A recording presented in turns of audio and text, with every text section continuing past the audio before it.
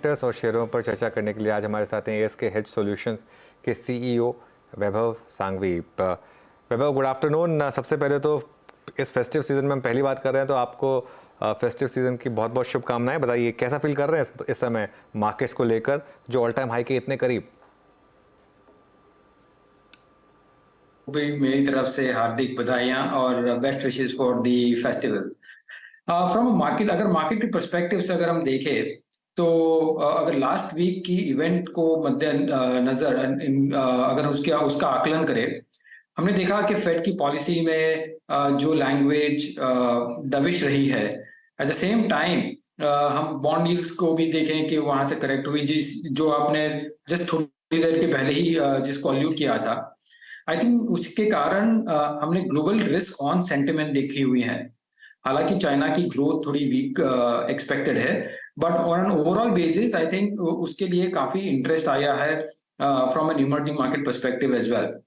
आपकी dollar index भी थोड़ी कूल ऑफ हुई है और इंडिया का बॉटम अप ग्रोथ और बॉटम अप डेटा भी बेहतरीन दिख रहा है। इसलिए इसके कारण हमने 1800 से 19,000 के बीच में बॉटम बनाई है और वहां से स्विफ्ट रिकवरी की है करीबन ये लेवल्स पे। गोइंग फॉरवर्ड हमें लगता है कि यहाँ से मोमेंटम कंटिन्यूड रहेगा और हमेशा हमने देखा है कि 6 महीने अगर इलेक्शन के पहले की बात करें तो मार्केट ऑन ओवरऑल बेसिस ठीक ही रहते हैं। So probably in the next 3 to 4 months हमें लगता है कि मार्केट ठीक ही रहेंगे।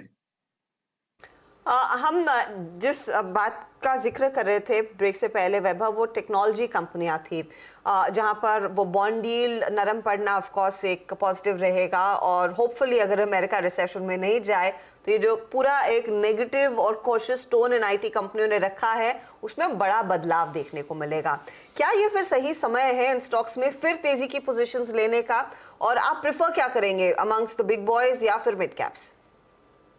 From an IT sector perspective एक हमें ध्यान रखना है कि उसको ठीक होने के लिए या उसको मोमेंटम गेन करने के लिए फ्रॉम बिजनेस स्टैंड पॉइंट काफी चीजें ठीक होनी पड़ेगी, इन द सेंस के यूएस का ग्रोथ ठीक होना पड़ेगा। यूरोप जो सेक्युलरली स्टैग्नेंट ग्रोथ है काफी टाइम से, आई थिंक उसमें भी मोमेंटम देखना होगा।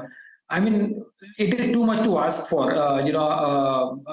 यहाँ बैठ के अगर नवंबर में बैठ के हम बात करें कि 6 महीने के बाद या 12 महीने के बाद ब्याज दरें नीचे आएगी या रेवेन्यू मोमेंटम ठीक होगा या डिस्क्रिशनरी स्पेंड हाई जाएगा, तो वो थोड़ा मुश्किल है कहना। सो मेरे अनुसार आई थिंक हम अवॉइड करेंगे आईटी सेक्टर को at this point in time. हम वेट करेंगे कि जब तक कंपनियां अपने नतीजों में रेवेन्यू बॉयंसी दिखाए, मार्जिन रिकवरी दिखाए, और फिर हम कॉल प्रोबेबली लेंगे, because any which ways valuations from an average basis I think premium ही चल रहे हैं। सो इतना हमें एक्साइटिंग सेक्टर नहीं लग रहा है। ओके, वैभव जी, अभी एक स्पेस जो कि और डिलीवर कर रहा है, हालांकि वो space with in the space है, दैट ऑटो और ऑटो में टू व्हीलर स्पेस। जब मैं आपसे बातचीत कर रहा हूँ तो इस वक्त बजाज ऑटो करियर के हाईएस्ट लेवल पे है, फ्रेश ब्रेकआउट हीरो मोटर्स पे है, टीवीएस पहले से काफ़ी अच्छा कर रहा है। हाल ही में इनके द्वारा नए लॉन्चेस, रूरल रिकवरी, क्या आगे के कुछ मतलब 2-3 क्वार्टर स्ट्रॉन्ग रख सकते हैं? आपका व्यू ऑटो पे and with that auto two wheeler space पे आपका व्यू क्या है? आई थिंक ऑटो स्पेस हम जब देखने चाहें तो right from CVs to tractors, 2 wheelers, 4 wheelers, PVs, जो बात करें अक्रॉस द सेगमेंट है। नाउ हर एक सेगमेंट की अपनी अपनी खुद की साइकिल होती है और जैसे हम eight this point in time देख रहे हैं, वहां हमें लग रहा है कि सीवी साइकिल टुवर्ड्स टॉपिश है। At the same time tractors stagnant रह सकते हैं प्रोबेबली, बिकॉज काफी अच्छी ग्रोथ हुई है लास्ट फ्यू इयर्स में। 2 व्हीलर्स जो काफी लंबे समय से जो स्टैग्नेंट था, आई थिंक ये पहला ईयर है जहां फ्यू मंथ्स है जहां हमने थोड़ी रिकवरी देखी है। अगर वो रिकवरी कंटिन्यूड रहती है, उसके वैल्यूएशन भी रीजनेबल है, डिविडेंड डील भी ठीक है, तो पॉसिबली है कि ये मोमेंटम बढ़ सकता है या मोमेंटम एक्चुअली सस्टेन कर सकता है। Last but not the least, अगर पीवी की बात करें तो हम देख रहे हैं कि जो लोअर एंड की पीवीज हैं वहाँ थोड़ा प्रेशर हमें दिख रहा है, बट एसयूवीज या हाई एंड व्हीकल्स में हमें buoyancy दिख रही है. सो उस हिसाब से हम probably प्ले कर सकते हैं on this, on the sector. And last but not the least, again I'll just keep repeating here कि इलेक्शन के 6 महीने के पहले आई थिंक रूरल रिकवरी भी आनी है, और general momentum from consumption side भी थोड़ा ठीक रहता है. सो पॉसिबली है कि ये मोमेंटम कंटिन्यू रहे.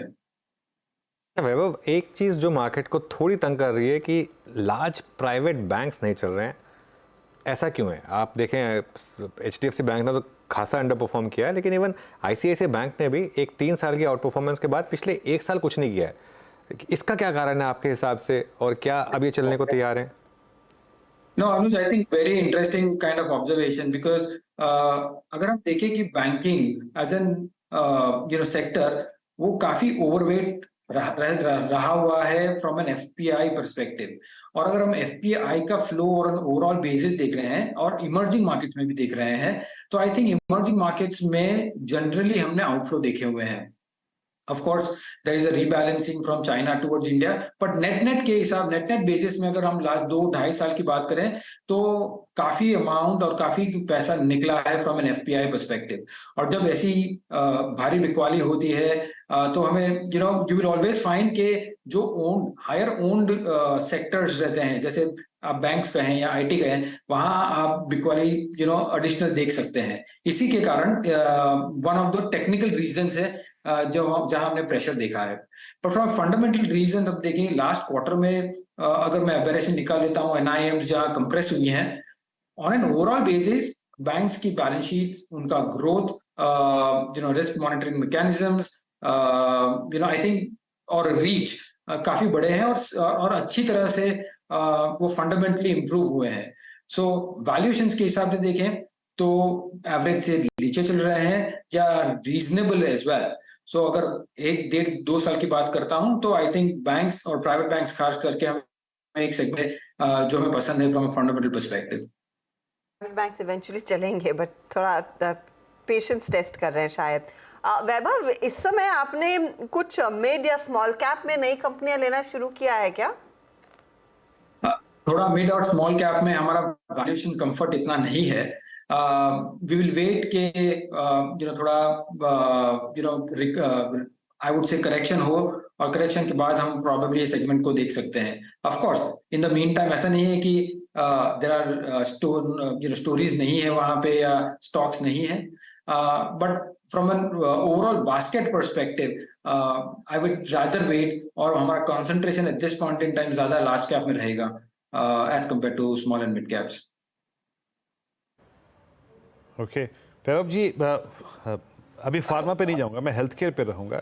हॉस्पिटल स्टॉक्स में एक सेकुलर मूव रहा है. आई मीन इस बार की अर्निंग्स में अपटिक्स आपको जो नॉन कोविड रेवेन्यू थे उनमें आने लगे हैं, अच्छे आने लगे हैं. हमारे पास अब लिस्टिंग्स हाल ही में बहुत सारी हुई हैं. हॉस्पिटल स्टॉक्स में, डायग्नोस्टिक स्टॉक्स में आप लोगों ने क्या ऐड किया है, और आपका व्यू दोनों पे separately? Yeah, I think from a lifestyle perspective, अगर हम broader population को देख रहे हैं तो I think from a lifestyle perspective वो I would say proactive healthcare में काफी believe करना चालू किए हैं. So उसी के कारण हम देख रहे हैं from a diagnostics perspective या फिर from a healthcare perspective overall business opportunity बढ़ रही है. At the same time hospital भी अपनी एफिशिएंसीज काफी इंक्रीज कर रहे हैं, और हम देख रहे हैं कि बेड ऑक्यूपेंसी गिने या रेवेन्यू पर पेशेंट गिने, आई थिंक वो सभी मैकेनिक्स इंप्रूव हो रहा है, और इसी के कारण हम नंबर्स में उसका पॉजिटिव रुझाव देख रहे हैं.